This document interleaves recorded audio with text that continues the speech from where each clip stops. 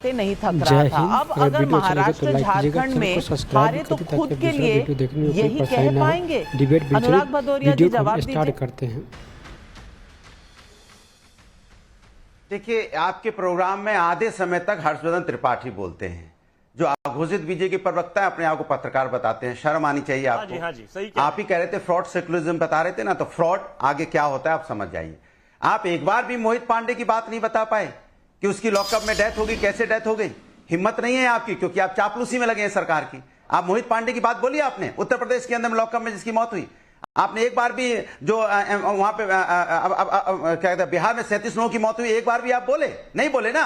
एक बार अमन गौतम को लेके आप बोले? नहीं बोले ना। एक बार भी आप बोले सिंधु अजीत पवार आपस में क्यों लड़ रहे हैं आमने सामने? नहीं बोले ना।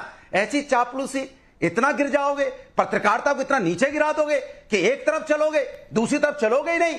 अनुराग झूठे, वहां पे अजय वर्मा जी झूठे, सवा नकवी झूठे, 3 लोग झूठे, आप सच हो। कमाल की बात कर रहे हो आप त्रिपाठी जी।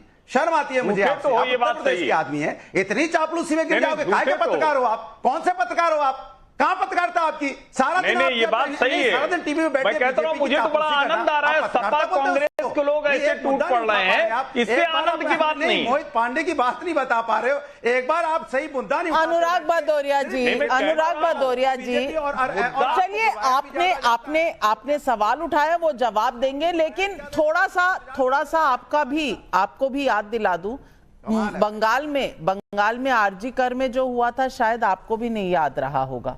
आपने भी कोई मुद्दा नहीं उठाया था, लेकिन हर्षवर्धन त्रिपाठी जी से आपने सवाल उठाए। हर्षवर्धन त्रिपाठी जी जवाब। से बीजेपी की नीचे ना हो पाए, आप बंगाल चले गए। कमाल है भाई। नविका जी, ये प्रवक्ताओं की सबसे खराब आदत है, और इनको कुछ नहीं सूझता तो संघी है, भाजपाई है, ये कह के खत्म हो जाते हैं। लेकिन देश के लोग देख रहे हैं कि कितनी बेशर्मी से प्रवक्ता उस विषय को छोड़कर दूसरे सारे विषय पे जा रहे हैं। अगर अभी आपके इस शो में जो विषय है उस पर बात कर रहा हूं मैं, महाराष्ट्र और उत्तर प्रदेश के उपचुनावों की बात हो रही है, और जिन विषयों पर जब बात होती है मैं तो उसी पर बात करता हूं। लेकिन चूंकि अनुराग भदौरिया और अजय वर्मा जैसे लोग, और मैं इनको गलत नहीं मानता, ये ठीक काम कर रहे हैं, इनको अपनी पार्टी का बचाव करना है, मुझे किसी का बचाव थोड़ी ना करना है। ये चुनौती इनके सामने है कि कैसे ये अपनी पार्टी में अपना चेहरा चमका कर रखें। पत्रकार के तौर पर मुझे देश के लोगों की चिंता है, इनकी चिंता कतई नहीं। पत्रकारिता नहीं होती। सौरभ सिंह का रायगढ़ छत्तीसगढ़ से सवाल है, हिंदू मुस्लिम कौन कर रहा है? एक पक्ष खुलकर वोट जिहाद, 8 मुस्लिम एमएलए चाहिए, ये सारी बातें करता है, तब क्या ये हिंदू मुस्लिम विभाजन नहीं है?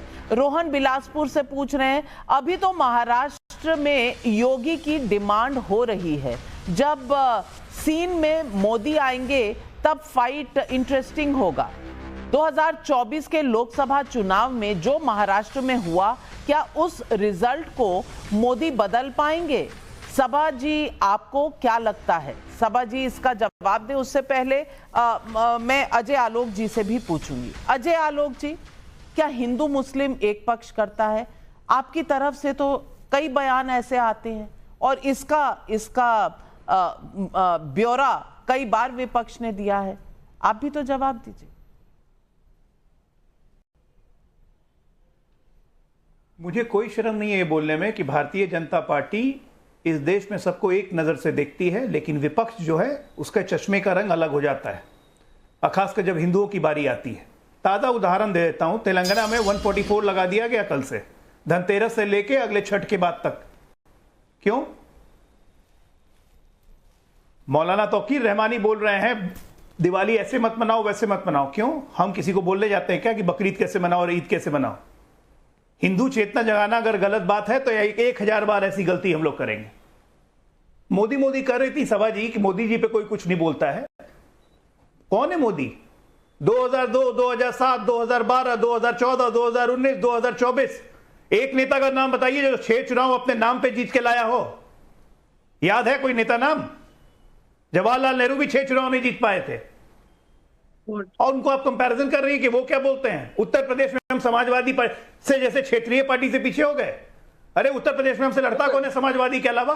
कांग्रेस की वजूद है, अस्तित्व है कांग्रेस का, लड़ेगी कहां से हमसे?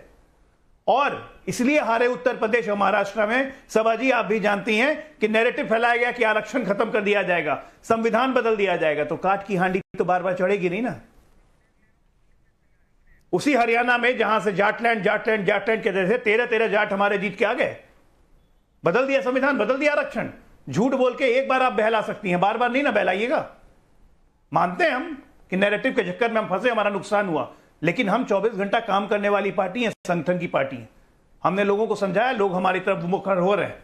आप कहती हैं कि शिवसेना की बात नहीं करती, एनसीपी की बात नहीं करती। क्यों बात करें भाई शिवसेना एनसीपी की, शरद पवार की क्यों बात करें? शरद पवार के करप्शन पे यूपीए के टाइम में कितनी बार डिबेट्स हो चुकी हैं? एक बार हुई हैं।